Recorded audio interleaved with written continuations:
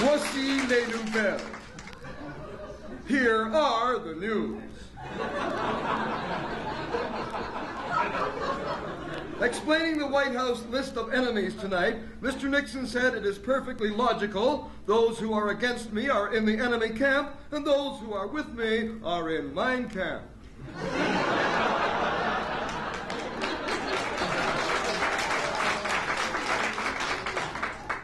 Gerhard Mugg's name was in the news today. In a small Newfoundland outport yesterday, a young mother gave birth to the heaviest known baby on human record, 26.5 pounds. Mother and baby are well. The doctor who delivered the baby has a hernia. Massive flooding is now taking place as water levels in the Great Lakes reach abnormal heights. Many small towns have been washed away, homes are flooded, and members of the International Union of Dike Workers are working overtime to try and save Toronto, Thunder Bay, and Hamilton. No reason is given for trying to save Hamilton.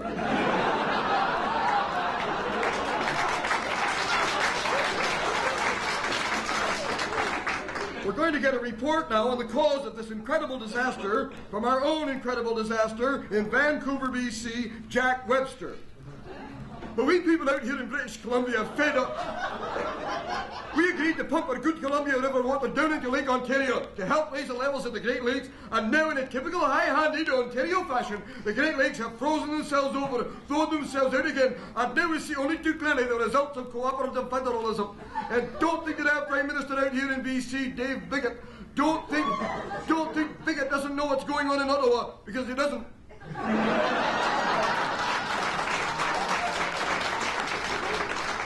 That was Jack Webster in Vancouver. We have another bulletin now. The Great Lakes area dike workers have now come out on strike. They've left the job, claiming they're entitled to parity with their fellow dike workers in Holland. There's some reaction to this flood disaster in Ottawa now. We're going to the House of Commons for a report from Ron Collister. Well, here in the House of Commons,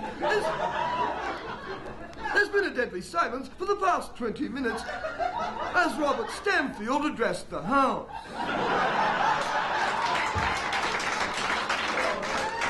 So far, Mr. Stanfield has said, Mr. Speaker.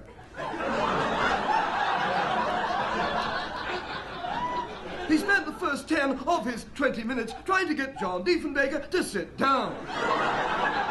Mr. Diefenbaker's looking completely stunned, not because of the flood, but because he sat down on David Lewis. I see Mr. Stanfield leaving the House now, and I believe we're going to get a statement from Mr. Stanfield.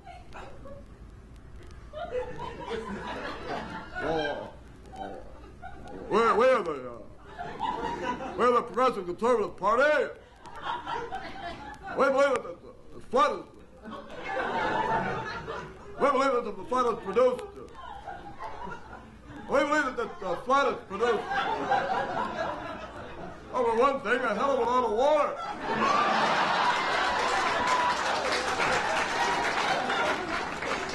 That was Mr. Stanfield in Ottawa. We have another bulletin now. The Great Lakes area dike workers have returned to the bargaining table, but talks seem to have bogged down there. We have a report on that from union spokesman Gino Vino.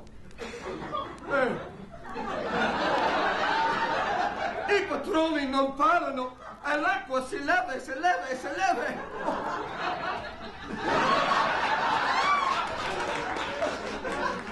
I believe we had the wrong item on there. That was a report from our man in Labrador, from Goose. We have another bulletin now. The acting Prime Minister of Canada, Pierre Trudeau, or as we say in English, Peter Waterhole, has now apparently been located and has just been persuaded to come out of the sauna and make a statement on this flood disaster. Well, I think the universe is unfolding as it should. After holding my caucus this morning,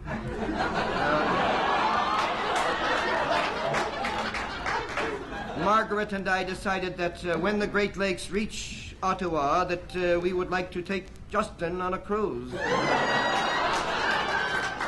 To those of you who may have water in your living rooms, I would say this is a just society. And if after 10 days the water is still there in your living rooms, that water is yours.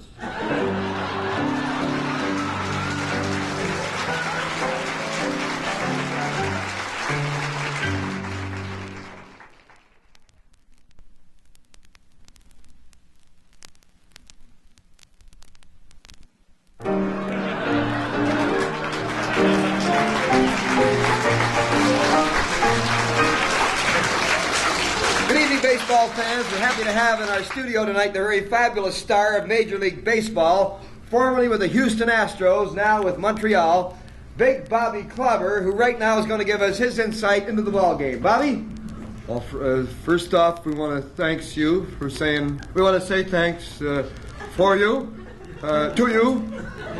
for giving us, or me, this chance to what you're giving us. Well, Bobby, are you getting big public support for the game here? Well, I have to give you a yes on that. We got the tickets numbered now. And every 3 weeks there will be a big draw, and the winner will definitely get to play third base. Any other gimmicks to get the people out? Well, we're going to get the topless usherettes. Any double headers coming up?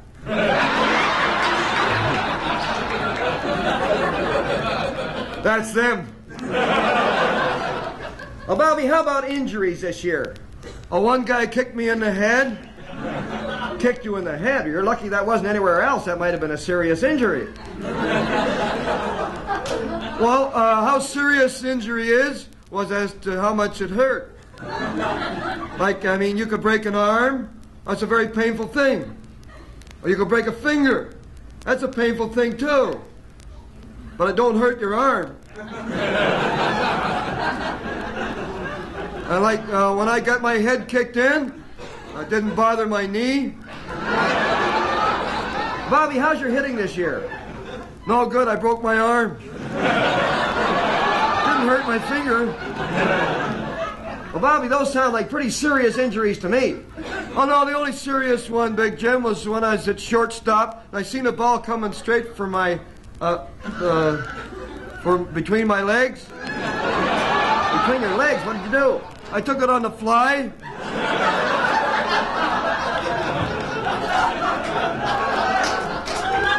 But it didn't hurt your zipper. I have to give you a no on that, Big Jim. What made me mad was if I'd been standing right, I could have had a two-bagger on that. Well, thank you, Bobby, formerly of Houston, half Expo and half Astro.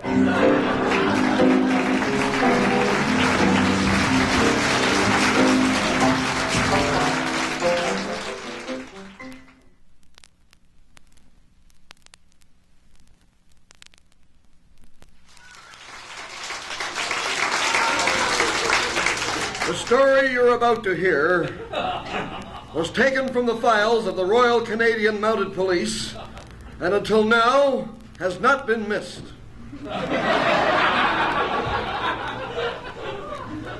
I was sitting in my log cabin with my trusted dog Cuddles, smoking my last pack of kennel ration. When I take a trip, I go Greyhound. Suddenly, there was a knock at the door. It was the chief inspector.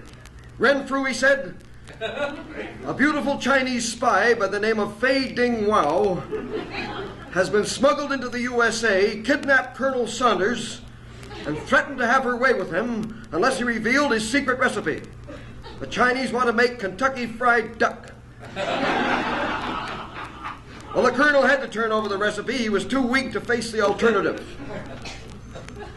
Once Fei Ding Wao had the recipe, she hijacked a helicopter, which had run out of fuel just over the Canadian border, where she cab-jacked a taxi, and then snow-jacked a skidoo, and later blackjacked a lumberjack.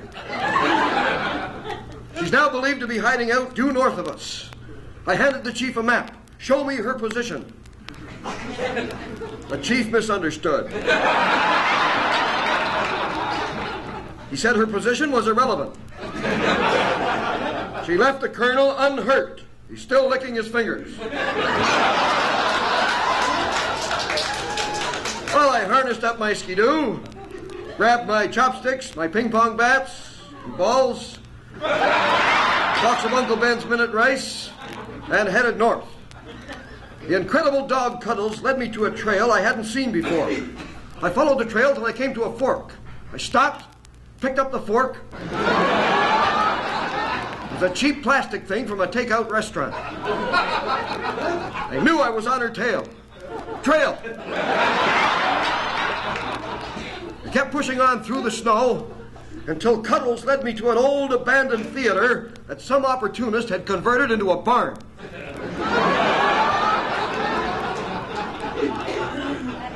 I flung open the door, and there stood the most inscrutable woman I have ever seen. Picture the eyes of Nancy Kwan, the hair of Golda Meir, the body of Robert Stanfield. In no way was she scrutable. Not without acupuncture. I demanded to know who she was working for. In the corner, a cat had just eaten a mouse. She pointed to the cat's tongue. I understood she was working for Mousy Tongue.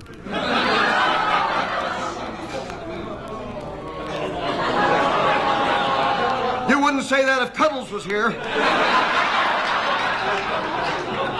I demanded the secret recipe. She pretended she didn't understand. I began to search her. She really didn't understand. She pressed her lips against mine, and all my years of training as a Mountie flashed before me. She had the kind of lips a Mountie dreams of, one on the top and one on the bottom. Suddenly, from the secret recess of her cleavage, she snatched the secret recipe, shoved it in her mouth and ate it, and pressed herself against me. Hopes were crushed. So were my ping-pong balls. How could I lay my charge against her? Suddenly, her hand clutched mine. Her fingers intertwined with my fingers. And then my fingers intertwined with her fingers.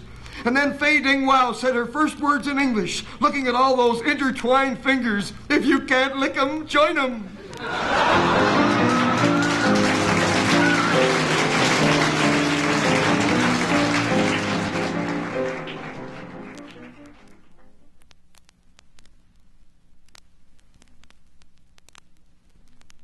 To be or not to be, that is the election.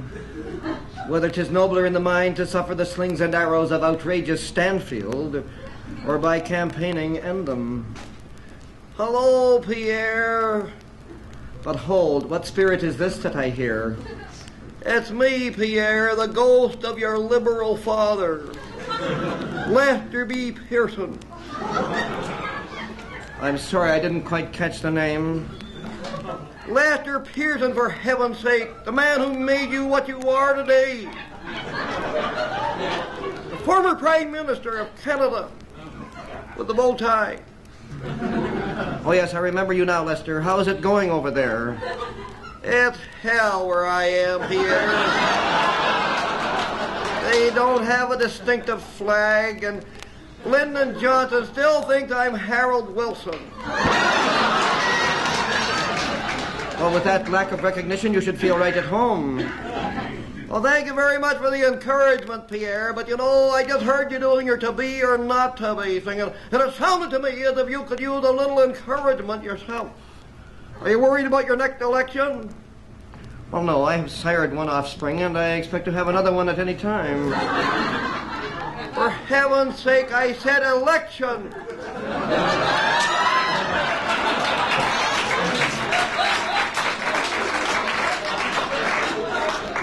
You know, Pierre, if you want to wind up with anything more than a minority, you're going to have to take your backbenchers into your confidence.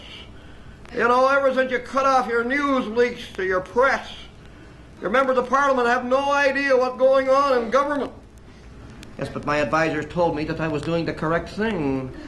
Don't listen to your advisors, Pierre. Look what happened at Tricky Dicky. frankly, I didn't think that Liz and Richard were going to stay married forever. I'm not talking about that, Dick. I'm talking about that Dick in the White House.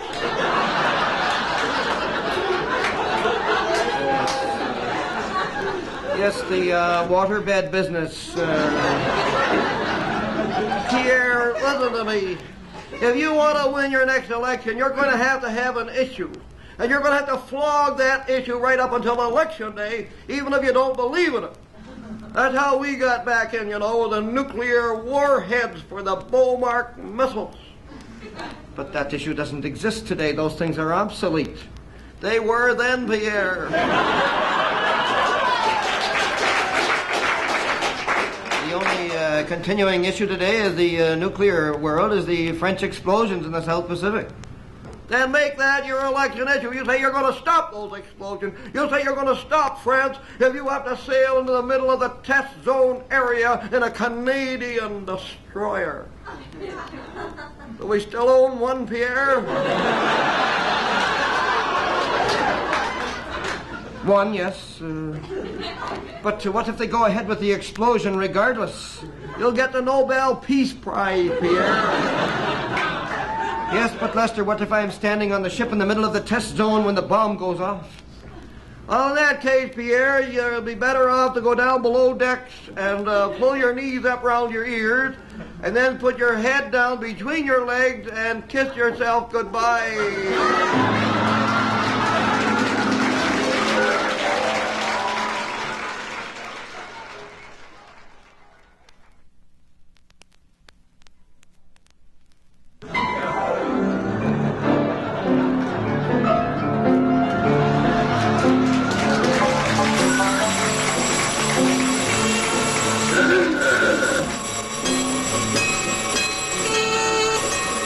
It's Much More Music time here on your Much More Music station, CASH. Up your dial at 860.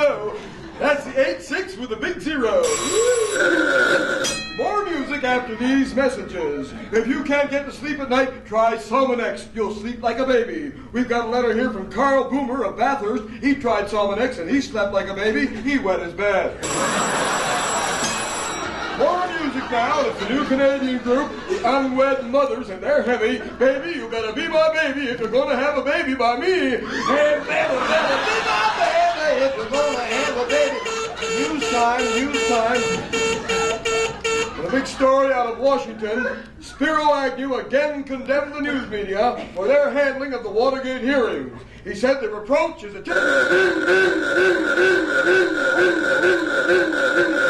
intellectual snobs in the news media. Well, we'd like to tell Mr. Agnew to go and take at himself. That's the news. Get it together. Here comes the weather. Tomorrow will be muggy, followed by Chuggy, Weggy, Thurgy, Friday. More music after these messages. Chew Wrigley's gum and you'll get kissed. Chew lots of Wrigley's and you'll get... Oh, yes, the big stick's getting around. More music now. It's Solid Gold. Little Donny Osmond's heavy hit. If it moves, I'll kiss it. If it moves, I'm gonna kiss it, baby. News time. On a communal farm today, 3 young farmers died drinking milk. Apparently the cow fell on them. More music after these messages. There's a big new Canadian movie in town, MASH, the story of the Prince Edward Island potato. More music coming up now. It's Davy Lewis and the Corporate Boss, and their heavy one. Put your hand in the hand of the man with his hand in your pocket. Put your hand in the hand of the man with his hand. The final story comes from Vancouver, where a young man has been charged with trafficking in LSD cut with prune juice. Defending himself in court, he said, yes, my customers are having bad trips, but at least they know where they're going.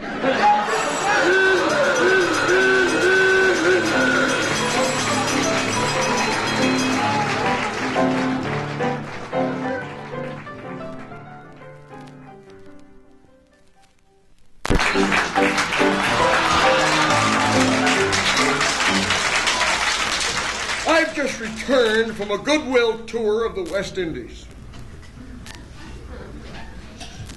Down there, people were shouting at me, "Yankee, go home." But once they understood that I was from Canada, they came up to me and they shook me by the throat. You know, people still confuse Canadians with Americans.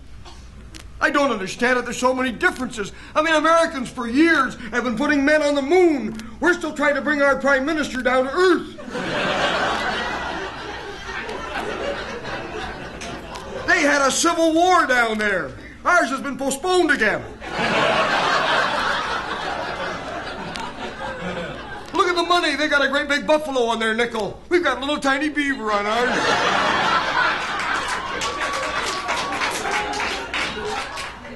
What we need in this country today is a kind of spirit that was shown briefly about a year ago by the Minister of Finance when the Canadian dollar was allowed to float. It started to go up. Right away, the reaction from Washington, "Lower your dollars." John Turner replied, "Up yours."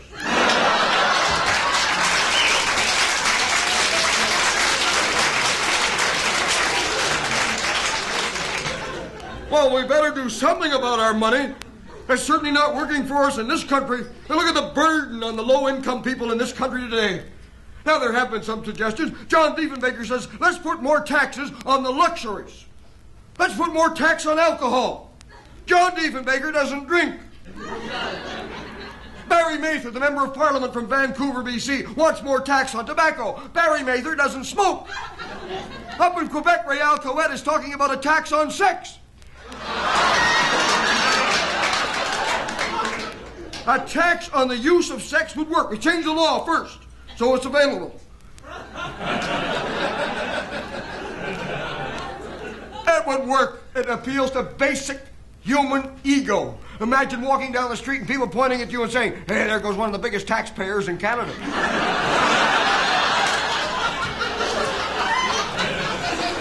You know, we have problems in this country Americans never even heard of. Western separatism. Western separatism. And that's a real issue. You know, some Easterners, they think they're going to go out to Alberta and stand up out in Alberta and call the Prime Minister of Canada a horse's behind and think they're going to unite the country. They're forgetting something very important. Those people out there love horses.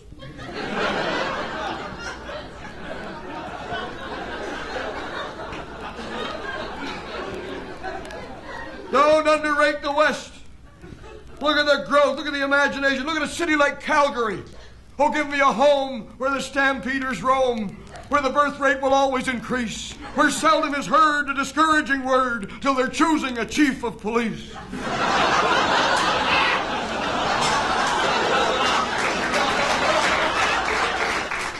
If you ask what the West has given Canada, you stand out there in the foothills of Alberta surrounded by the most magnificent livestock in the world, and you ask, what has this place given Canada? The answer is blowing in the wind.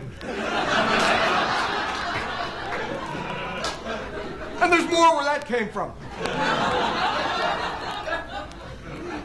Natural gas is going to blow this country apart if we don't find the answer to this problem. The people of Ontario want to get their gas out of a pipe for the same amount of money as those people in Alberta who have to live with it. Now, we should all have gas if we want to, painlessly, and I think it's far too delicate an issue to be left to partisan politics. Far too important. I think this should be taken to the supreme authority in this country, and I believe that Pierre Burton will be as fair on this as he has on anything else. We have to find answers to these problems, and that's why I'm out here tonight campaigning, because I have the answers, and you have to find what the problems are. This is your chance to ask the questions like the young lady said introducing me tonight. You'll have your question period, and here it is. Yes? What are you going to do with the old people? You know in BC what they've done? I beg your pardon? You think the rain will hurt the rhubarb? Has that been an issue in your writing?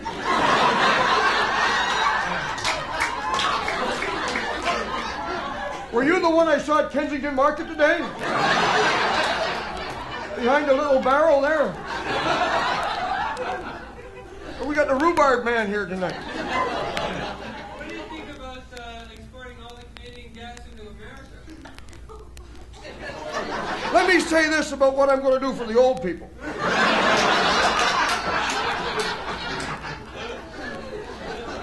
I believe that in a private enterprise system, such as we live in, if you're going to have private enterprise, you've got to carry it all the way, and I believe the hardship of old age should be privately owned.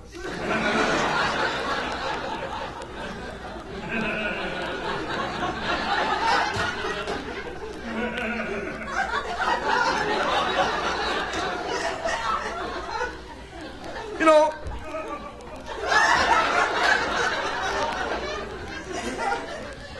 well, when it comes to selling, there's a lot of misunderstanding about giving.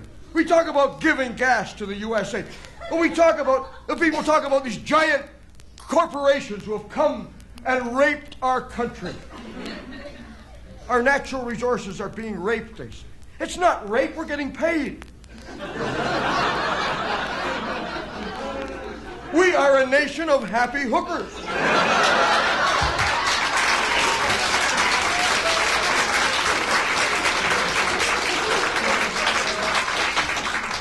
And I agree with Paul Martin in the Senate when he said about those Americans who came up and actually bought cemeteries in this country. And Paul Martin in the Senate said it this way: when the Americans start buying our cemeteries, as far as we in the Senate are concerned, they're getting too close to home. The only way we can do anything about our gas or oil or anything else is to buy the country back, and we've got to do it. And we've got the money because they're using our money anyway.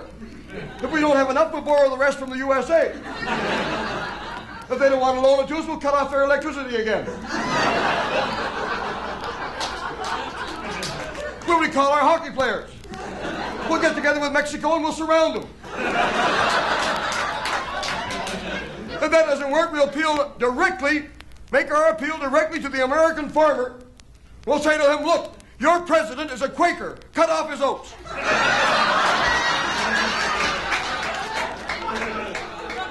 Next question. What are you going to do about the rail strike? Exactly.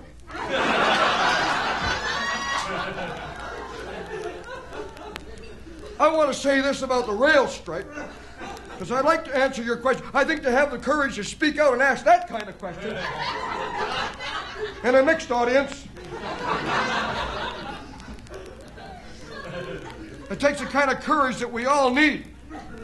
And only by having that kind of courage, that's the kind of question I'm talking about, to speak out this way and use our freedom of speech.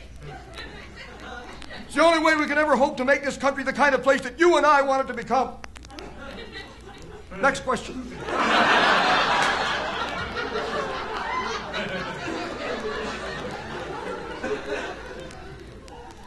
There is one aspect of this rail strike that has not been pointed out. I should clarify this. It has not been in the public press, but I don't want to be accused of leaking in the wrong place.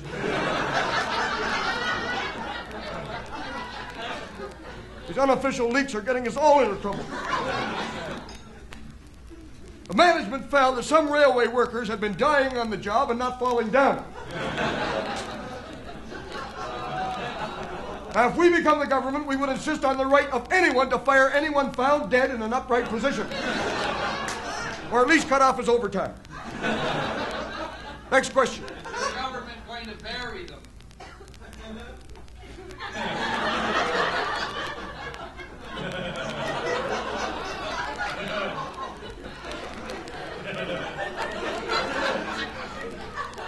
Is that a song? There's something about the lone prairie on the end of that?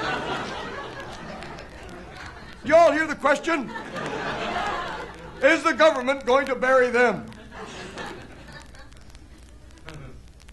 Could you elaborate a little bit more? Maybe one more word? As I'd like to answer it. If they don't have life insurance, is your government going to bury them? Them who? Them who? I wish I'd said that.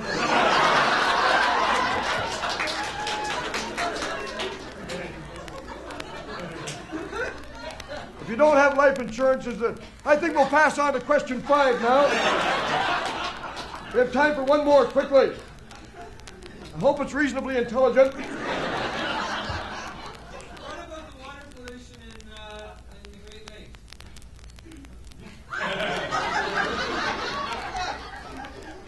Now, I'm not a chauvinist, but that's the best question we've had. And that was asked by a man. Wasn't it?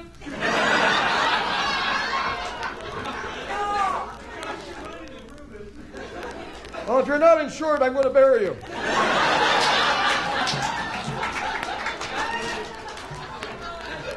I was out walking on Lake Erie. And I met a young woman who lives there and has been taking the pill with water out of that lake, and she claims now she's just found out she's 3 months stagnant.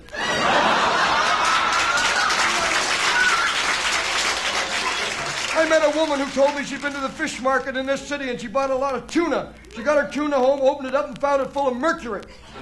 And I heard worse.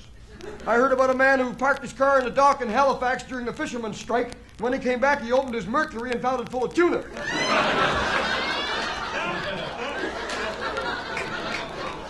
Our fish cannot get up our rivers to spawn. Do we understand spawn?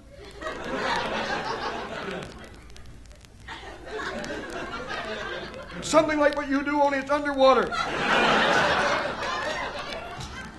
People confuse it with the thing in front of a kilt.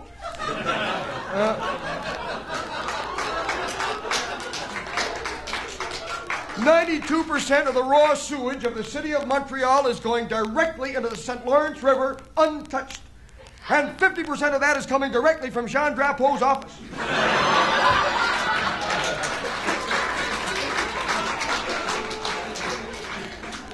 Our fish are in trouble. And the people are eating seafood like it's going out of style. Look at oysters. They're eating them here 12 months of the year now. You should never eat an oyster in a month that has no R in it. Because that's the only chance they got left to mate. They're taking that little moment of pleasure away from the poor little oyster. How would you like to do it in dirty water? We're losing everything. You know, we've got a cod war going on top of that, a cod war. You know, they said cod is dead. There's a war going on out there. I hope we live to see a cod peace. You know, they're stealing our fish off the banks of Newfoundland. Look at the guys came over from Europe to Iceland. They started taking their fish away from their territorial waters. But what did the Icelanders do? They sent out a destroyer and they cut their nets off.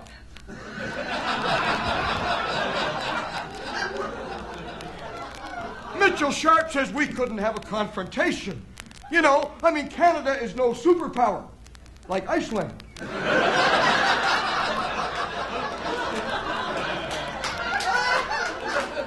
But our fishermen deserve a little bit more than what they're getting. I mean, those poor Newfoundlanders had to take their unused fishing boats, form an armada. They surrounded those European guys and shouted Newfie jokes at them. And as far as what's happening on the West Coast, we're going to have oil coming down in tankers in bulk down to Cherry Point in the U.S. there, in the Straits of Juan de Fuca into Cherry Point. And one oil spill, and we're going to lose all our sockeye salmon. And if we lose salmon, we're going to lose lox. And if we lose lox, this country's going to be faced with an enormous and critical surplus of bagels.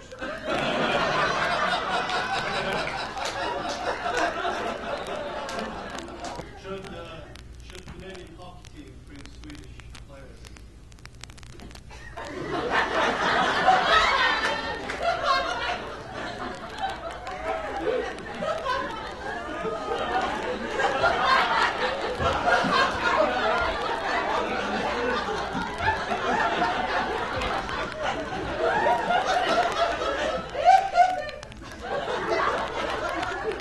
I've always said this about Swedes. You let one in and they all want in.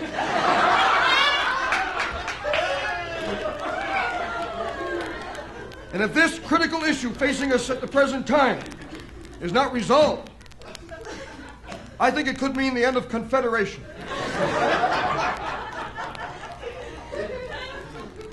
Are you talking about Hockey Canada? Well, I by the Swedish hockey players. Hockey Canada contaminated by Swedish hockey players. I'll be very honest with you on this. I don't understand the question.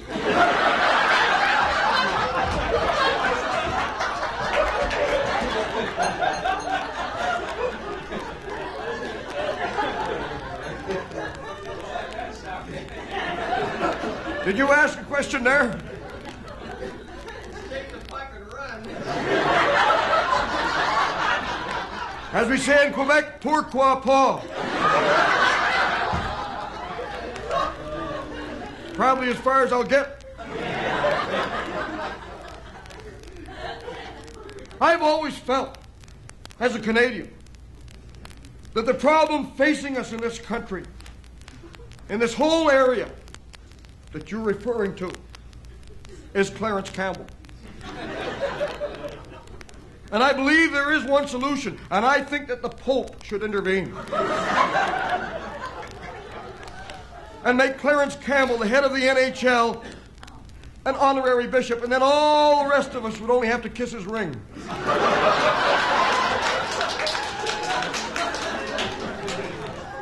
Yes.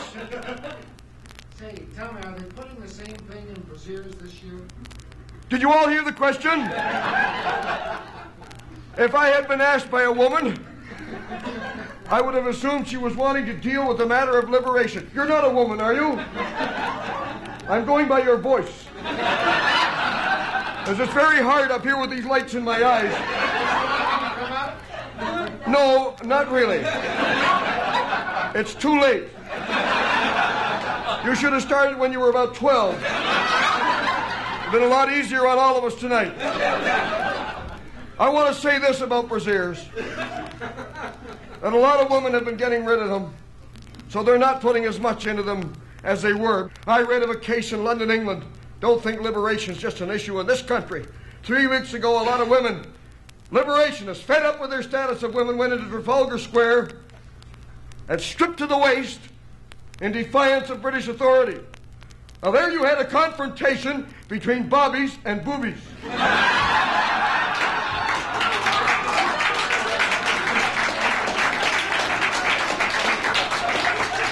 Do we want to see that in our country? Chauvinist. Next question. Where's Cuddles? Could we have an intelligent question now? Overpopulation. Overpopulation, and what was your question? How does it stand on hot pants? We've always said down with hot pants. What do you think? I think he's watching another channel. Have you got a little Sony transistor you're looking at over there? Or a thing in your ear? You will soon have something in your ear. Overpopulation. Oh, she asked a question and it was intelligent. I'm no chauvinist. She did a lot better than you have so far. Overpopulation, she said. I feel this is a very interesting issue. And I think it's a remarkable thing that for years the churches have led the government in this issue. United Church of Canada 5 years ago approved abortion for mothers made pregnant by imbeciles, psychopaths, or Baptists.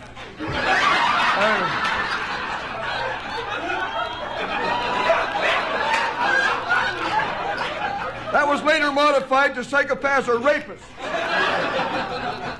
Now, I feel that these categories take in too many of us.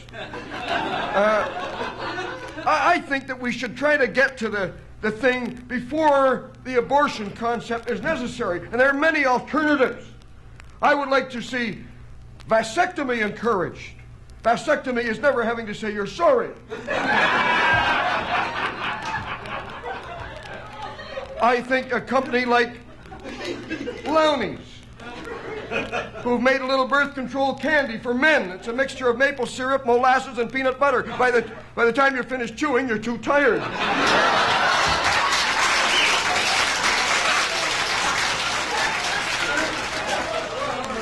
There is a little side effect at the moment. They have to get that cleared up. The man seems to get a nosebleed for about 3 days every month.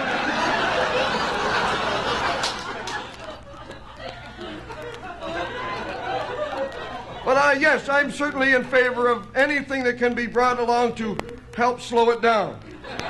Next question. Would you put Judy Marsh in the cabinet? Which cabinet?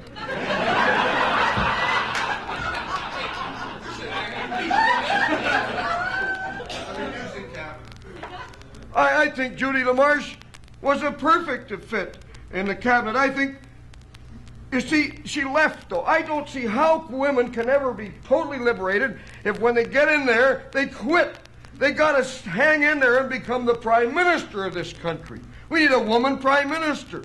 I mean, look at the other countries. Look at India, Indira Gandhi, Ceylon, Bandaranaike. These are women, and they're the boss. And Mrs. Bandaranaike was the first woman of any prominence in the Orient to burn her bra, to have the courage to burn her bra. She's not as prominent as she was before the fire.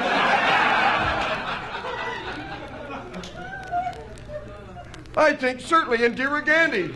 She didn't burn her bra. She's not the type, but she took the whale one out of her corset. The whalebone, I said. That was a small step for India, a giant leap for Playtex. Israel, Golda Meir, she's the boss. She's a woman, a fine example of her species. She didn't burn her bra either, but she's a fighter for women's rights. She cut her bra in half and made yarmulkes.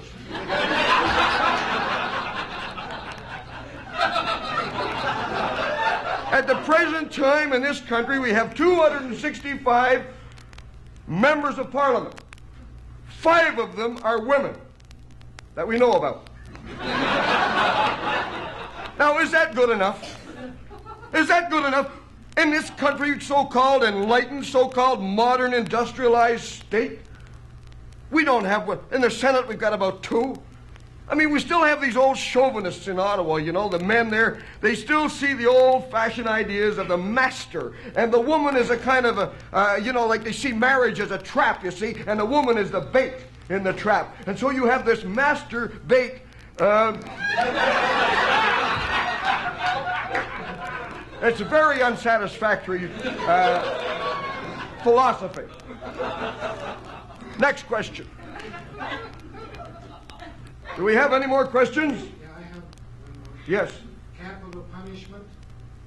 Yes, sure. Do you believe in equal punishment? I think this, before you do your act.